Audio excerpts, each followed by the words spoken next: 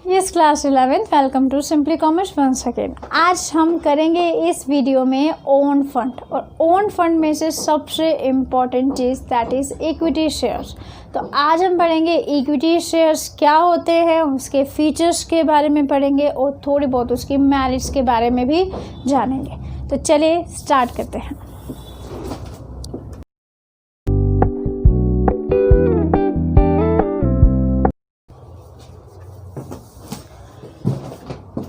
Yes class 11 चलिए start करते हैं। हमारा फर्स्ट ओन्ड फंड हमने डिवाइड, थोड़ा सा रिकैप करते हैं।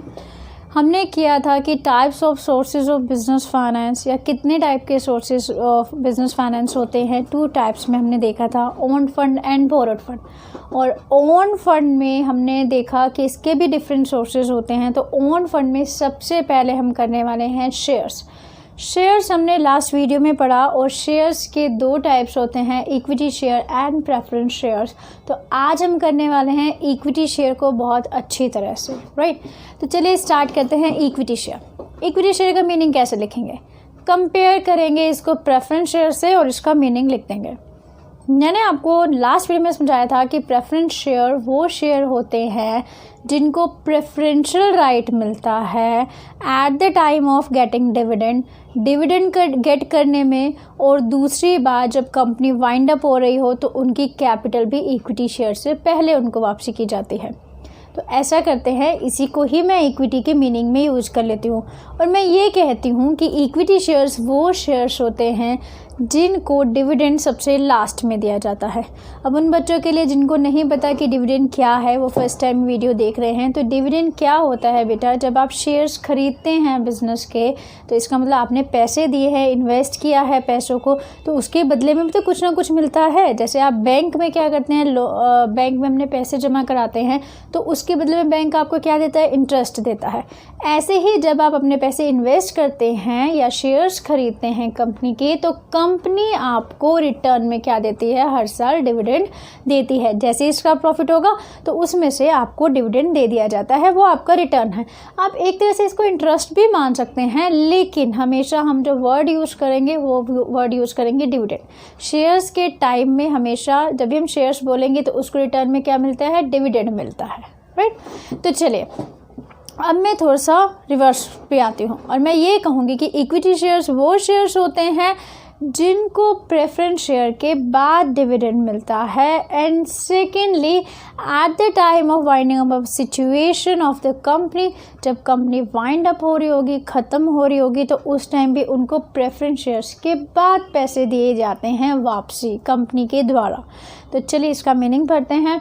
तो कंपनी के इक्विटी शेयर्स क्या हैं, equity share do not carry any preferential right. ध्यान रखना, जब मैं प्रेफरेंस का मीनिंग बनाऊंगी तो वो भी हम इजी से इसी को ही बना देंगे, बस थोड़ा सा चेंज कर देंगे।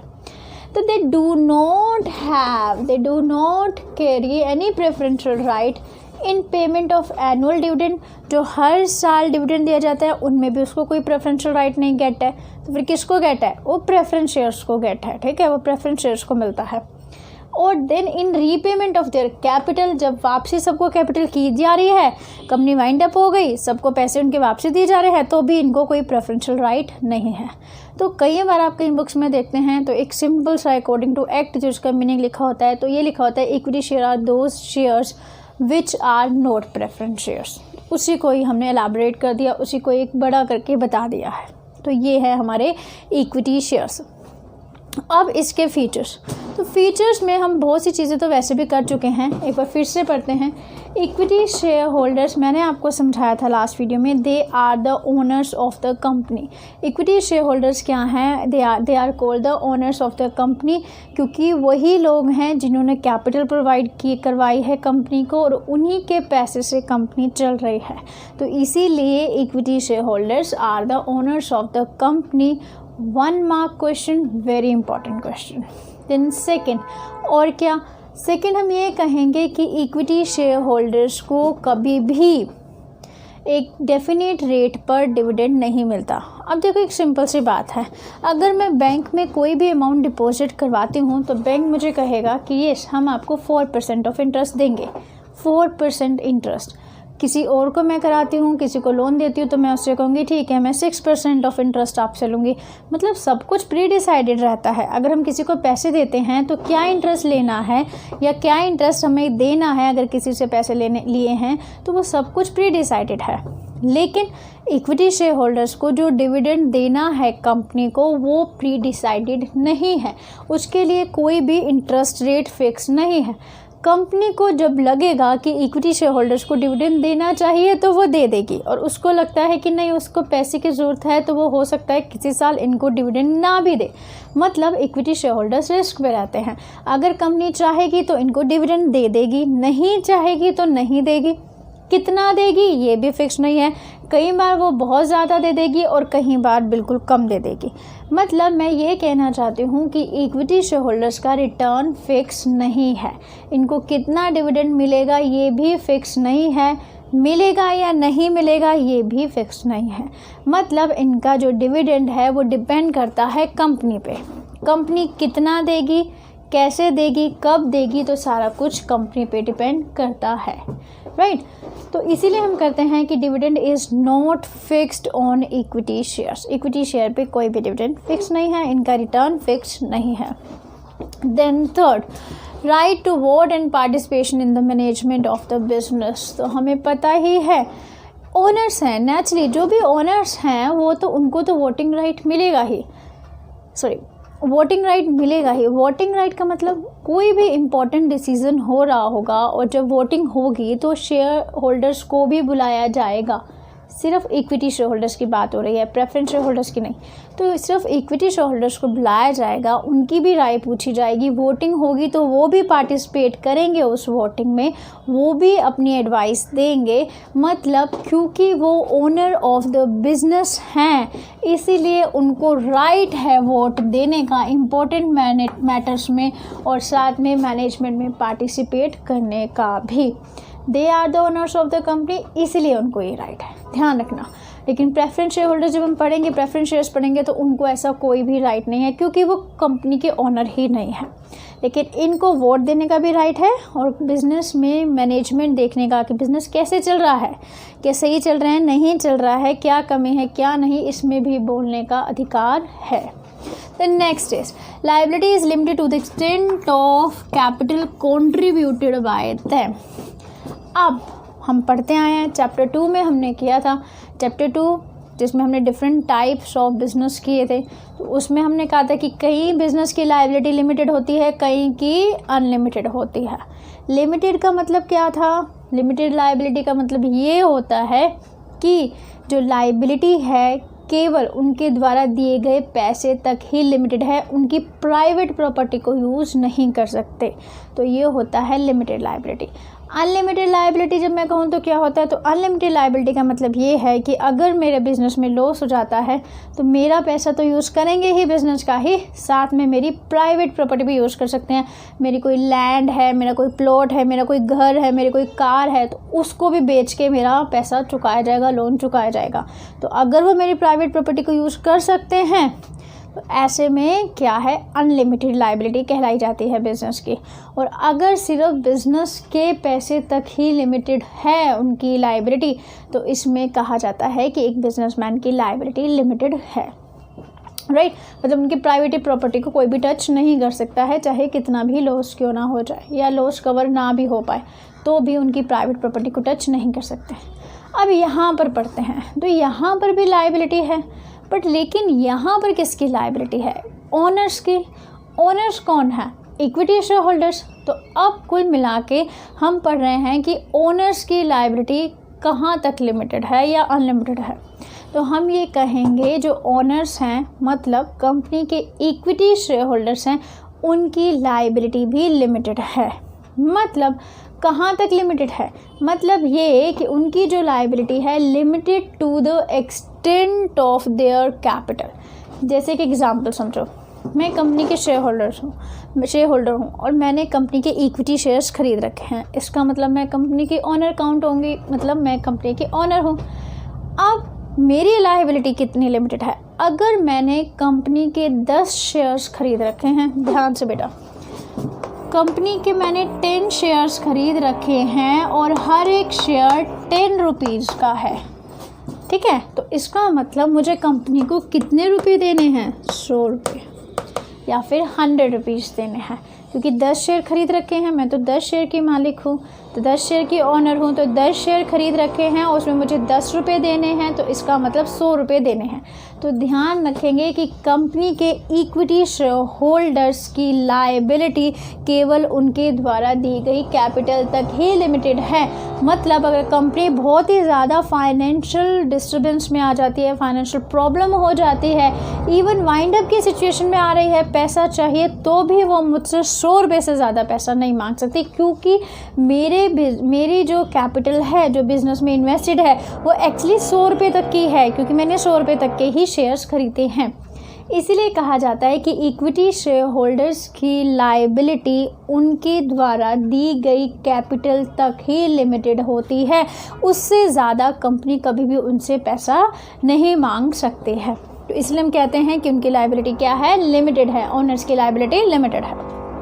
देन मेरिट्स क्या हैं इक्विटी शेयर्स के? अगर हम एक बिजनेस फाइनेंस अरेंज करता है, इक्विटी शेयर से पैसा अरेंज करता है, तो उसके फ़ायदे क्या हैं? तो सबसे बड़ा फ़ायदा ये है कि that it is a permanent fund for the business. Permanent fund for the business means, इसका मतलब ये है कि जो भी इक्विटी शेयर से पैसा लिया बिजनेस ने, वो पूरी लाइफ टाइम उनका पैसा वापसी नहीं करता है, या फिर उसका पूरे लाइफ टाइम, जब तक कंपनी वाइंड अप नहीं हो जाएगी तब तक उसको उस पैसा को वापसी करने की ज़रूरत ही नहीं है। तो एक तरह से परमानेंट फ़ंड आ गया बिजनेस के पास, एक ऐसा फ़ंड जिसको लाइफ टाइम वो यूज़ कर सकता है, उसको उसे वापसी करने की ज़रूरत नहीं है। तो ये एक बहुत बड़ा फ़ायदा है कंपनी के लिए अगर वो इक्विटी शेयर इशू करता है। अब आप मुझसे पूछेंगे कि मैम, अगर हमने इक्विटी शेयर खरीद लिए तो हमारे पैसे क्या हमें कभी वापसी नहीं मिलेंगे? मिलेंगे। इसके लिए स्टॉक मार्केट है, आप जाइए अपने शेयर्स को बेच सकते हैं। खरीद और बेचना शेयर का होता रहता है, कोई एक खरीदता है, दूसरा बेचता है, दूसरा खरीदता है, दूसरा बेचता है, लेकिन कंपनी कभी भी आपके शेयर को वापसी नहीं लेगी। मतलब आपके पैसे कंपनी कभी वापसी नहीं करेगी, लेकिन आप चाहें तो अपने शेयर्स को बेच सकते हैं किसी और पर्सन को, वो चलता रहेगा परचेज एंड सेल, पैसे मिल जाएंगे आपको सेल करने पर, लेकिन कंपनी से नहीं मिलेंगे। कंपनी कभी भी नहीं आपको पैसे वापसी देगी। एक बार कंपनी के पास पैसे आ गए, आपने इक्विटी शेयर्स खरीद लिए, तो फिर कंपनी उस पैसे को पूरे लाइफ टाइम तक वापसी नहीं करेगी। इसका मतलब कंपनी के पास एक परमानेंट फंड मिल गया और वो पूरे टाइम, जब तक उसकी लाइफ टाइम है, तब तक कंपनी उस पैसे को यूज़ कर सकती है। उसके पास कोई टेंशन नहीं है कि उसको वापसी भी करना है उस पैसे को। Then second, not required to mortgage its assets. हमेशा ध्यान रखो, जब भी हम लोन लेंगे फाइनेंशियल इंस्टीट्यूशन से या फिर बैंक से लोन लेते हैं, तो वो आपको कभी फ्री में लोन नहीं देते। वो क्या कहेंगे कि अपनी कोई ना कोई एसेट गिरवी रखिए, हम आप पे कैसे ट्रस्ट करेंगे? तो इवन हम भी लोन लेने जाएंगे तो हमें कुछ ना कुछ तो अपनी एसेट गिरवी रखनी पड़ेगी। तो लेकिन जब भी आप ऐसे सोर्सेज से पैसा अरेंज करते हैं, बैंक से या फाइनेंशियल इंस्टीट्यूशन से, तो ऐसे में आपको अपनी एसेट गिरवी रखनी पड़ती है। लेकिन इक्विटी शेयर्स में ऐसा कुछ भी नहीं है। बिजनेस को पैसा मिल जाता है, लेकिन उसको अपनी कोई भी एसेट गिरवी रखने की ज़रूरत नहीं है। उसको पैसा वैसे ही मिल जाता है, शेयर इशू करने पे ही मिल जाता है। Then third, no fix burden on the company. Company के पास फिक्स बर्डन भी नहीं है। मतलब ये हो गया कि कंपनी को कोई भी फिक्स बर्डन की ज़रूरत नहीं है। इसका मतलब ये हो गया कि रेगुलर डिविडेंड देने की ज़रूरत नहीं है। मीन्स कोई फिक्स बर्डन नहीं है। मैंने भी समझाया कि डिविडेंड मिलेगा या नहीं मिलेगा ये तो कंपनी पे डिपेंड करता है। कोई इक्विटी शेयर होल्डर्स ये नहीं कह सकता कि मुझे पैसा चाहिए या मुझे डिविडेंड दीजिए आप हर साल। तो ये डिपेंड करता है कंपनी पे। तो कंपनी किस साल डिविडेंड दे रही है, किस साल नहीं देगी, वो सब कुछ कंपनी के पे है। कंपनी के पास पैसा नहीं है तो कंपनी डिविडेंड भी नहीं देगी उस साल। तो इसका मतलब कंपनी पे कोई फिक्स बर्डन नहीं है कि हर साल मुझे पैसा देना है, तो वो बर्डन भी उसके पे से हट गया। तो ये भी एक फ़ायदा हो गया। Next, raise huge amount of funds. और ध्यान रखिए, इक्विटी शेयर्स सिर्फ 10, 20, 100 इतने छोटे से अमाउंट के होते हैं। तो ये तो बहुत लोग भी हो जाएंगे तैयार। इवन मैं भी, अगर मुझे 10 रुपये का एक शेयर मिलता है तो मैं भी एक ख़रीदने को तैयार हो जाऊंगी। आप भी खरीद सकते हैं अपनी पॉकेट मनी से एक शेयर। मतलब बहुत ही नॉमिनल सी वैल्यू होती है शेयर्स की, जिसको एक आम पर्सन भी खरीद सकता है। तो ऐसे में जब शेयर इशू किए जाते हैं तो बहुत शेयर इशू किए जाते हैं, और उस शेयर को क्योंकि बहुत एक नॉमिनल सी वैल्यू होती है तो हर कोई ख़रीदने को तैयार होता है। तो ऐसे में एक large amount of the fund इकट्ठा हो जाता है बिजनेस के पास। तो मतलब अगर उसको लार्ज अमाउंट ऑफ फंड चाहिए तो फिर कंपनी क्या इशू करती है, शेयर्स इशू करती है, इक्विटी शेयर्स इशू करती है, जिससे उसके पास बहुत सा पैसा भी इकट्ठा हो जाता है। तो ये सब क्या थे कंपनी के इक्विटी शेयर के क्या थे फ़ायदे थे कि इक्विटी शेयर को अगर इशू करती है कंपनी, उससे पैसा अरेंज करती है तो उसको ये सारे फ़ायदे मिलते हैं। और इसमें सबसे बड़ा फ़ायदा तो यही है कि कोई फिक्स डिविडेंड देने की ज़रूरत नहीं है। कंपनी चाहेगी तो दे देगी, नहीं चाहेगी तो नहीं देगी, मतलब कोई मेंटली प्रेशर नहीं है, राइट। तो ये सब इसके मेरिट्स थे। नेक्स्ट वीडियो में हम करेंगे इसके डीमेरिट्स क्या है, क्योंकि उसको थोड़ा सा समझने की ज़रूरत है, तो इसके लिए थोड़ा सा टाइम भी चाहिए। तो ऐसा करते हैं, डीमेरिट्स को करते हैं नेक्स्ट वीडियो में। हम स्टार्ट कर देंगे प्रेफरेंस शेयर्स भी स्टार्ट कर देंगे नेक्स्ट वीडियो में। उसकी थोड़े नेचर मेरिट्स भी हो सकते हैं तो वो भी हम कर देंगे, राइट। तो चलिए अभी के लिए सिर्फ हम इतना ही करेंगे। थोड़ी सी डिस्टर्बेंस मुझे लग रही है कि वीडियो में आ रही है, कुछ नहीं होता, सब चीज़ें एडजस्ट हो जाते हैं। और येस, अगर आपका कोई सजेशन है तो आप देना नहीं भूलेंगे।